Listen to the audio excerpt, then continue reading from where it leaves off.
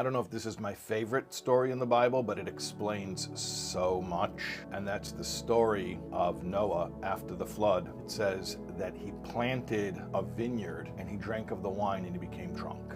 So the question is, why was Noah drinking wine as his first project after he survived the flood? There's a very deep explanation which makes it all make sense. And without this, it's sort of perplexing because, like, what's Noah, a frat boy who's like, woohoo, I survived the flood, let's go get a keg and make a party? It doesn't make sense. We're told that Noah is a righteous man. So actually, he did it methodically and he did it for spiritual reasons. And he did it without the knowledge that we have of what actually would happen to him. But you have to understand the context. Noah was 10 generations after Adam and Eve. Adam and Eve ate from the tree of knowledge. What happened from eating of the tree of knowledge? They gained knowledge. Well, what kind of knowledge? They gained self-knowledge, but not in a positive way, like self-awareness, but crippling self-consciousness, which is why the first symptom of after they ate from the tree of knowledge is they experienced shame. And that's why they covered their nakedness. And God said, who told you to be ashamed? So they gained crippling self-consciousness, a sense of separate selfhood or ego separate from, apart from the oneness through eating from the tree of knowledge. And since that time, that crippling self-consciousness is the bane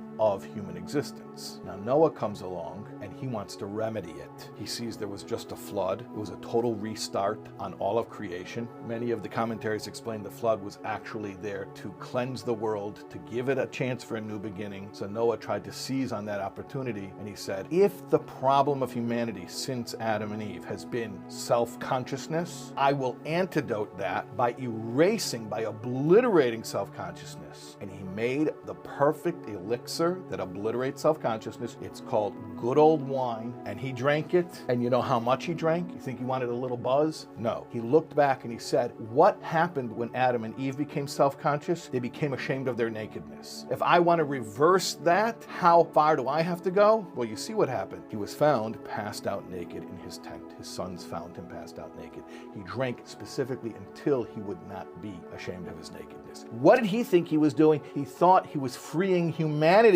from crippling self-consciousness, so we could finally be free of ourselves, of our egos. And of course, it went terribly awry. There was a terrible incident that transpired afterwards that caused a rift in Noah's family and all of his descendants that we're still trying to heal from. So we learned the valuable lesson, which in hindsight is 2020. We know better, but in his time, Noah could not have yet known. So it seemed like a good idea at the time, but we learned that the cure for self-consciousness is not self-obliteration. It's self-transcendence, which means spirituality. Or another way of saying it is the antidote to self-consciousness is God consciousness.